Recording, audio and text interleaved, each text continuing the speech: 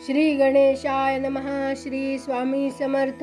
आज आपण अयोध्याकांडातला 49वा सर्ग वाचूया. ग्रामवासियांची बोलणी ऐकून श्रीरामांचे कोसल जनपद ओलांडून जाणे, वेदश्रुती, गोमती व स्यंदिका नावाच्या नद्या पार करून सुमंत्रास काही सांगणे, तिकडे पुरुष सिंह श्रीराम पित्याची आज्ञा वारंवार मनात स्मरून उरलेल्या रात्रीच पुष्कळच दूर गेले. अशा रीतीने चालता चालता त्यांची ती कल्याणमयी रजनी व्यतीत झाली. सकाळ होताच मंगलमयी संध्योपासना करून ते विभिन्न जनपद ओलांडून गेले. ज्या सीमेच्या जवळील भूमी पेरली गेली होती त्या गावांची व फुलांची सुशोभित वनांची शोभा पाहत ते उत्तम घोड्याच्या साहाय्याने शीघ्रतापूर्वक पुढे गेले. परंतु सुंदर दृश्ये पाहण्यात ते तन्मय झाले. त्यांच्या रथाची गती थोडीशी मंदावली होती. मार्गात जी छोटी व मोठी गावे लागत त्यात निवास करणारी माणसे म्हणताना दिसत होती, अहो, कामवश झालेल्या दशरथाचा धिक्कार असो. हाय हाय, पापशिला, पापसक्त, क्रूर, धर्म मर्यादेचा त्याग करणाऱ्या कैकईस दयेचा स्पर्शही झालेला नाही. ती कशी क्रूर व निष्ठुर अशा कर्मात आता व्यग्र झाली आहे.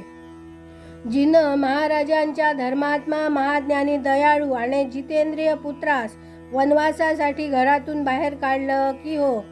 जनकनंदिनी महाभागा सीता सदा सुखात राहणारी होती, पण आता वनवासातील दुःख कसं भोगील. अहो, काय राजा दशरथ आपल्या पुत्राच्या बाबतीत इतके स्नेहहीन झाले. प्रजेसाठी कोणताच अपराध न करणाऱ्या श्रीरामचंद्रांना परित्याग करावा लागला.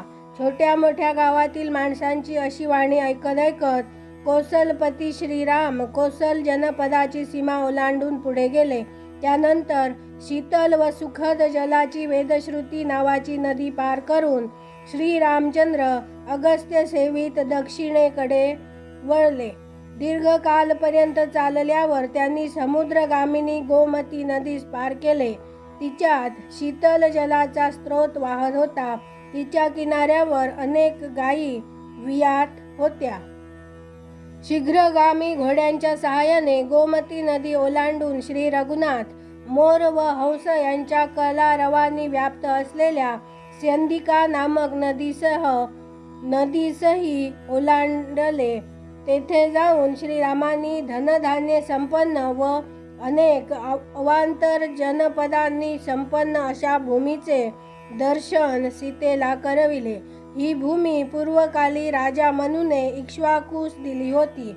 नंतर श्रीराम पुरुषोत्तम श्रीरामांनी सूत म्हणून सारथ्यास वारंवार संबोधित केले व मदमत्त हंसासमान मधुर स्वरात म्हटले, सूत, मी आता पुन्हा परतून माता पित्यास भेटणार आणि शरयूच्या पार्श्ववर्ती पुष्पित वनात मृगयेसाठी भ्रमण तरी केव्हा करणार.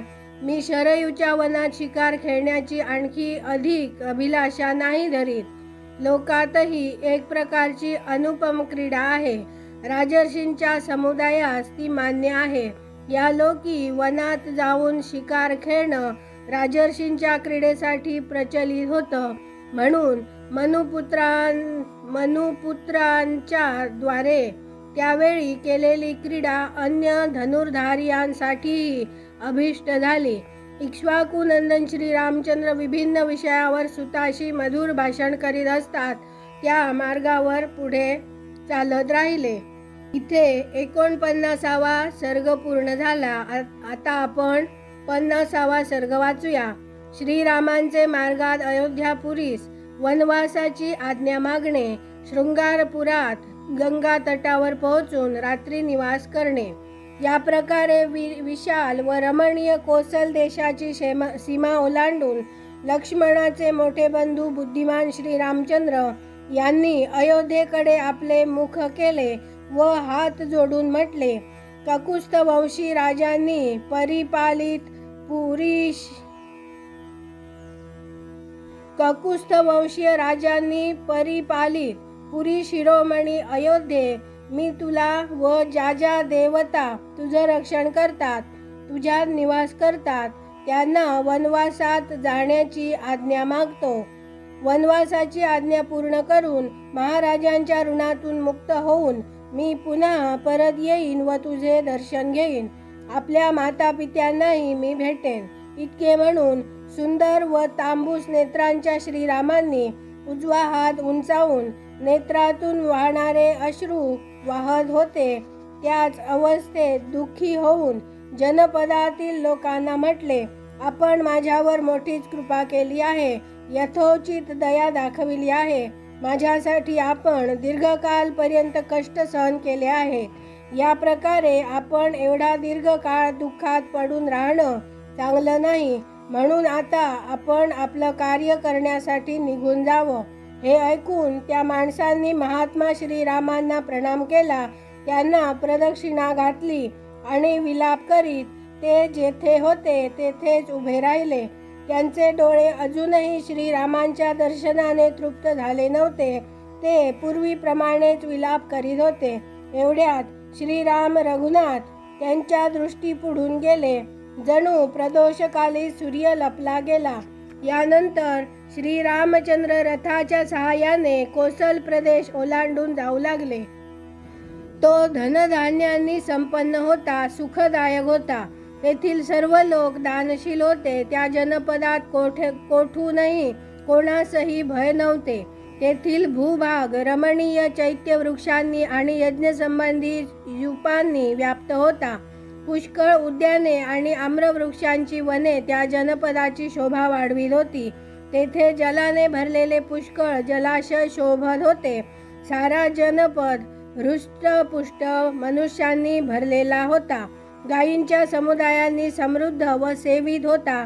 तेथील ग्रामांचे रक्षण तेथील नरेश करीत असत. तेथे वेदमंत्रांचे ध्वनी घोषित होत असत.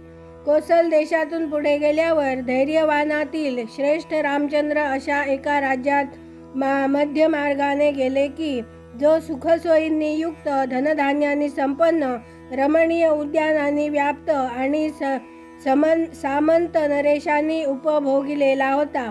त्या राज्यात श्री रघुनाथ त्रिपथगामिनी दिव्य नदी गंगा पाहू लागले. ती शीतल जलाने भरली होती.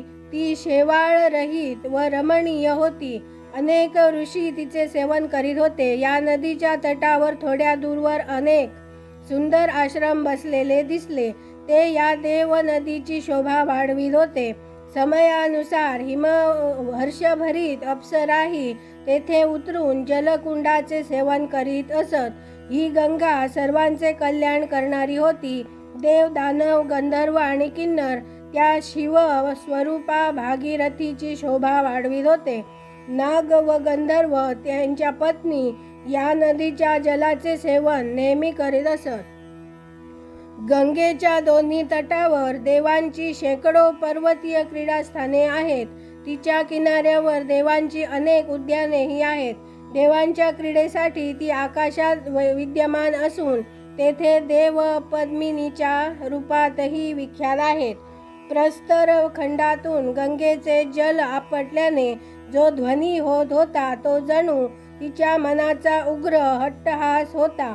जलातून जो फेस निर्माण होई तो त्या दिव्य व निर्मल नदीचे हास्य होते. कधी त्या नदीचे जल वेणीच्या आकाराचे तर कधी भोवऱ्यांनी सुशोभित दिसे. कोठे तिचे जल निश्चल व खोल होते. कधी त्याला महान वेग प्राप्त होई.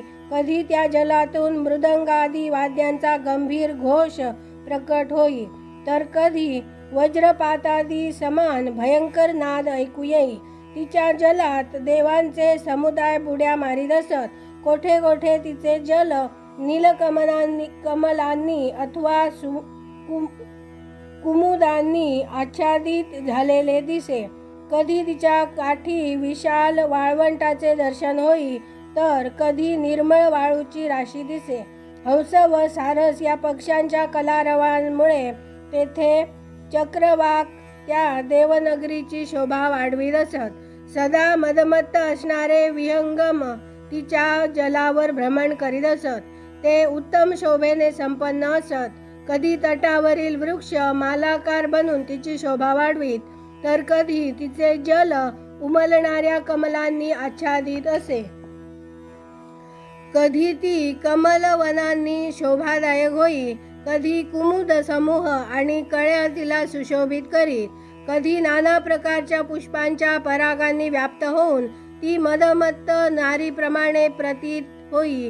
ती मल समूहास दूर करणारी आहे. तिचे जल इतके स्वच्छ आहे की ते मण्यासमान निर्मल दिसे. तिच्या तटवर्ती वनातील भाग मदमत्त दिग्गज, जंगली हत्ती व देवराजाच्या स्वारीत येणारे श्रेष्ठ गजराज यांच्या कोलाहलाने गजबजून जातो. फळे, फुले, पल्लव, गुल्म आणि पक्षी यांनी आवृत्त होऊन ती उत्तम आभूषणांनी रत्नपूर्वक विभूषित झालेल्या युवतीप्रमाणे दिसे. तिचे प्राकट्य भगवान विष्णूंच्या चरणांपासून झाले आहे. तिच्यात पापाचा लेशही नाही. ती दिव्य नदी गंगा जीवांची समस्त पापे नष्ट करणारी आहे. जिच्या जलात शिंशुमार, नक्र, भुजंग यांचा निवास असतो.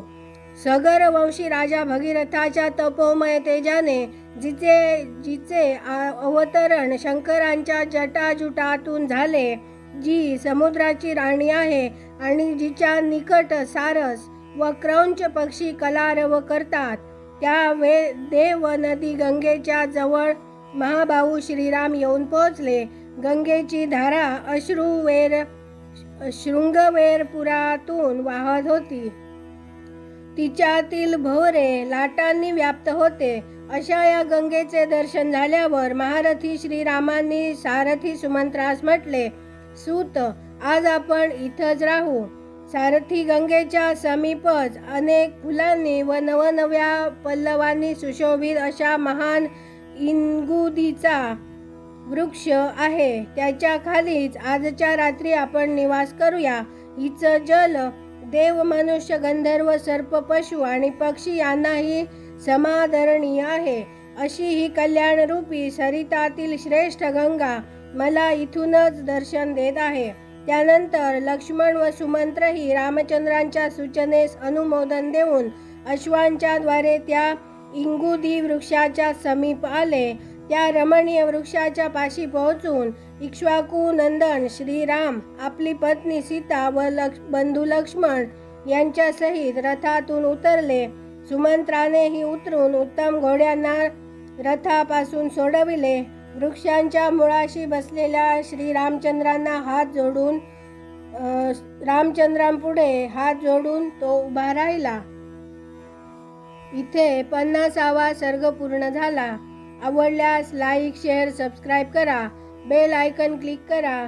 कमेंट करून आपले विचार नक्की कळवा. धन्यवाद. जय जय श्रीराम.